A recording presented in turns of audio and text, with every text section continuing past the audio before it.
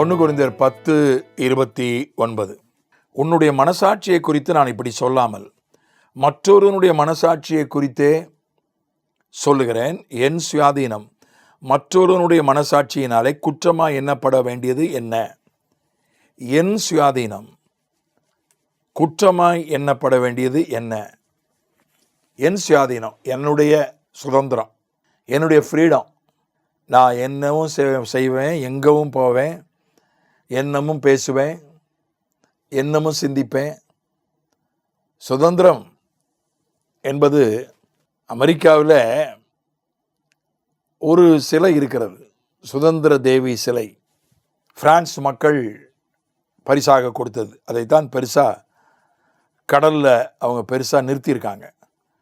நம்ம ஊரில் கன்னியாகுமரி கடலில் திருவள்ளுவர் சிலையை நிறுத்தியிருக்கிற மாதிரி அவங்க நியூயார்க்கில் கடலில் அந்த சிலையை, சுதந்திர தேவி சிலையை, த ஸ்டாச்சு ஆஃப் ஃப்ரீடம்.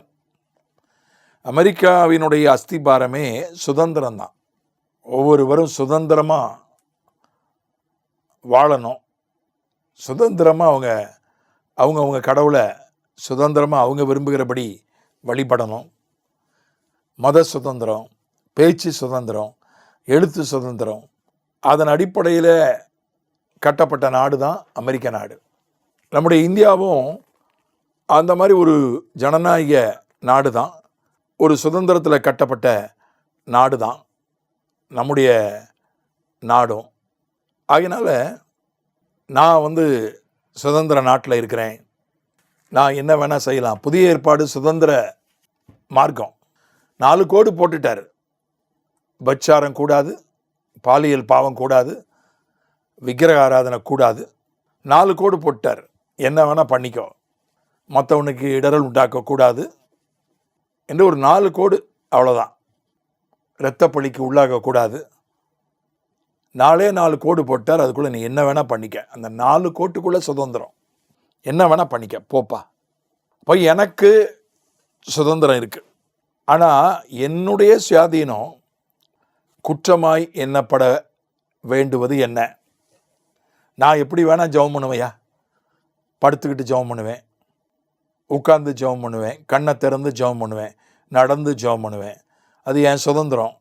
ஓகே, அது உன் சுதந்திரம். அது தனி ஜெபமாக இருந்தால் ஓகே. சபையில் நான் படுத்துக்கிட்டு ஜெபம் பண்ணுவேன்னா உன்னுடைய சுதந்திரம் மற்றவங்க அங்கே குற்றமாக எண்ணப்படும். அதுதான் அங்கே ரொம்ப முக்கியம்.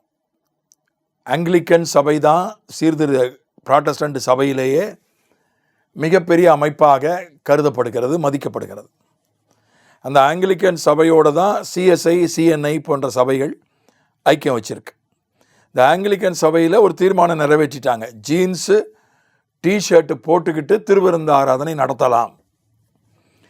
தீர்மானம் போட்டுட்டாங்க. ஆனால் ஆங்கிலிக்கன் சபையில் யாரும் அதை செய்கிறதில்ல. அவங்க அந்த பாரம்பரியமான அங்கிகள், அந்த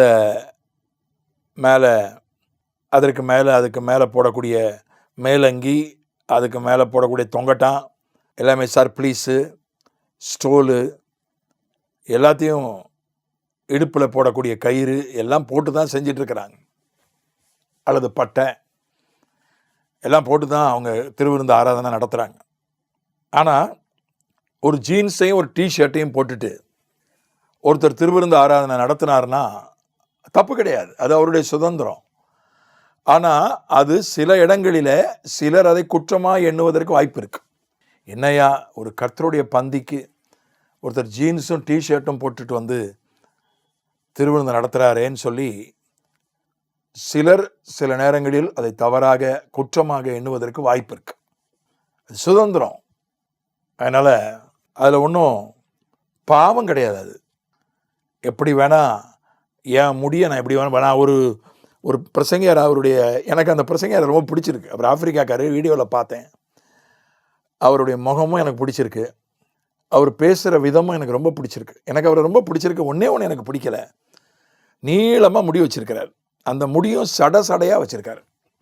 தன்னுடைய ஒரு கூந்தல் மாதிரி நீளமாக கூந்தல் வச்சுருக்காரு. அந்த முடியெல்லாம் சடையாக்கிட்டார். சடையாக ஆக்கி ஒன்று அதை விரித்து போடுறாரு, இல்லை தலையில் கொண்ட மாதிரி கட்டுறாரு. அதை பார்த்தாலே எனக்கு பிடிக்கல. எனக்கு அவர் பேசுகிற வார்த்தைகள்லாம் பிடிச்சிருக்கு. அவர் தீர்க்க தரிசனம் சொல்கிறது, பிசாசு துரத்துறது எல்லாம் எனக்கு பிடிச்சிருக்கு. ஆனால் சடை விழுந்த நீண்ட நீண்ட கூந்தலை வச்சுருக்காரு.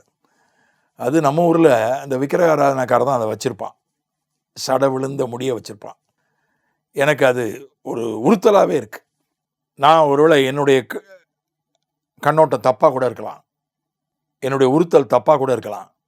அவருக்கு சுதந்திரம் இருக்குது, நீள முடி வைக்கிறதுக்கு, சடையாக வைக்கிறதுக்கு அவருக்கு சுதந்திரம் இருக்குது. ஆனால் அவருடைய சுதந்திரம் என்னுடைய மனசுக்கு குற்றமாக படுது. அதைத்தான் சொல்கிறான். நான் எப்படி வேணால் முடி வச்சுக்கலாம், அதில் ஒரு கலர் அடிச்சுக்கலாம், அது என் சுதந்திரம், அது ஒன்றும் பாவம் இல்லை. ஆனால் சிலர் இதை குற்றமாக எண்ணுகிறார்களே, அதை நாம் நிச்சயமாக பரிசீலிக்கணும். எப்படி வேணால் ட்ரெஸ் போட்டுக்கலாம். பைபிளில் எங்கேயாவது இருக்கா இந்த ட்ரெஸ் போடக்கூடாது, லெகின்ஸ் போட்டுட்டு வரக்கூடாது? சில சபையில் கட்டுப்பாடு வச்சுருக்கிறாங்க. எங்கேயாவது இருக்கா பைபிளில்? இல்லை. என்னுடைய சுதந்திரம் மற்றவர்களை பாதிக்கக்கூடாது, அது அரசியல் சட்டத்திலும் இருக்குது. என்னுடைய சுதந்திரம் என் மூக்கு வரையும் தான். என் மூக்குக்கு அதுக்கப்புறம் என்னுடைய சுதந்திரம் போனால் மற்றவர்களை இது பாதிக்கும். அதனால் நான் எப்படி வேணால் ஆராதிப்பேன், நான் எப்படி வேணால் ஆவியில் நிரம்புவேன், எப்படி வேணால் உடை உடுத்துவேன், எப்படி வேணால் என்னுடைய முடியை நான் வச்சுக்கிடுவேன் என்று நினைக்கிறது தப்பு கிடையாது, அது பாவம் கிடையாது. ஆனால் அது குற்றமாக எண்ணப்படும். அது ஏன் குற்றமாய் எண்ணப்படணும்? உன்னை ஏன் மற்றவர்கள் குற்றவாளி என்று நினைக்கணும்? அவர்களுக்கு நீ ஊழியம் செய்யக்கூடிய வாய்ப்பை இழந்து போக மாட்டாயா? அவர்களோடு ஐக்கியம் கொள்ளக்கூடிய வாய்ப்பை நீ இழந்து போக மாட்டாயா என்கிற ஒரு பொருளைத்தான் இந்த இடத்துல இந்த வசனம் சொல்லுகிறது. ஆகவே நாம் சுதந்திரமாக இருப்போம், ஃப்ரீயாக இருப்போம், சுயாதீனமாக இருப்போம், தப்பு இல்லை. ஆனால் அதை மற்றவர்கள் குற்றம் என்று எண்ணக்கூடிய அளவுக்கு அதை கொண்டு போய்விடக்கூடாது. கவனமாக இருப்போம். ஆமென்.